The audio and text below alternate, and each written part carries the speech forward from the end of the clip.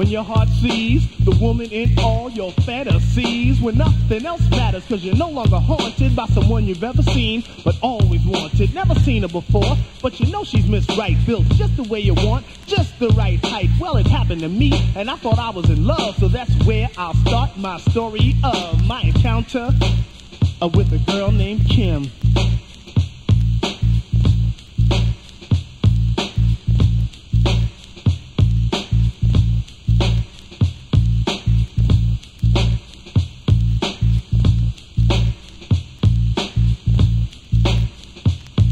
It was one of those days when nothing's right with the world. I was half broke, sober, and fed up with my girl, looking for something to do, wondering how long it would take for the next thing to go wrong.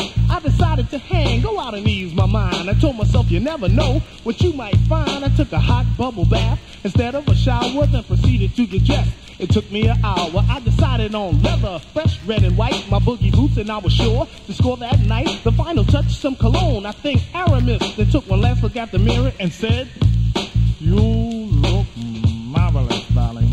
You really do. No lie."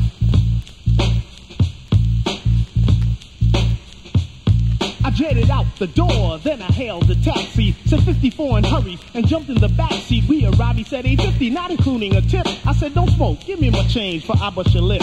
The club was really jumping, and word is born. I saw women walking round with jeans painted on, splits in the skirts up to here, leather and lace. Me and my dick both agreed we gonna like this place. Sat at the bar, the guy said, "What are you drinking?" I said, "Orange juice and Remy," and slid him a link and took a sip, grabbed my money. He looked at me strange. I said, "Sag, I bet you thought you was keeping my change."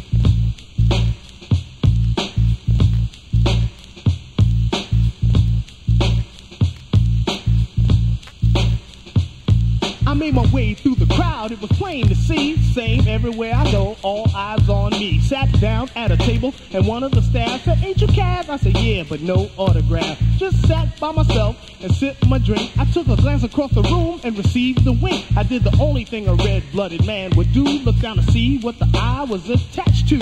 Sure enough, it was a girl, not just any female. Her hair and eyes sparkled like ginger ale. I looked lower to her lips, then her chin and her neck. Then I wondered about the rest and said, "Let me check."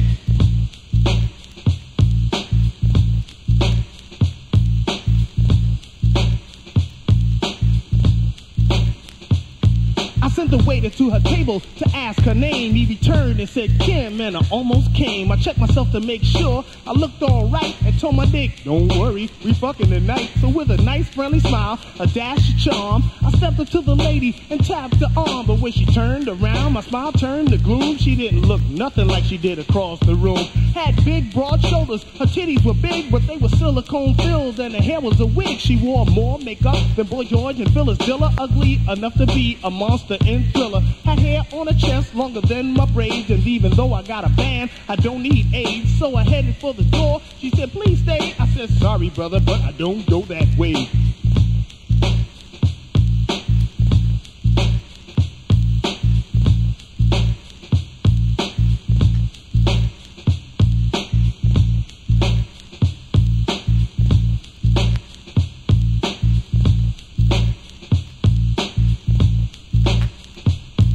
Ran out in a hurry and gathered my wits and said, "That's a damn shame. He had nice tits." And that's the last that I ever saw of Kim. You know why? 'Cause she's a he and her is a him. The moral is, don't believe in love at first sight, 'cause you might just sight a transvestite.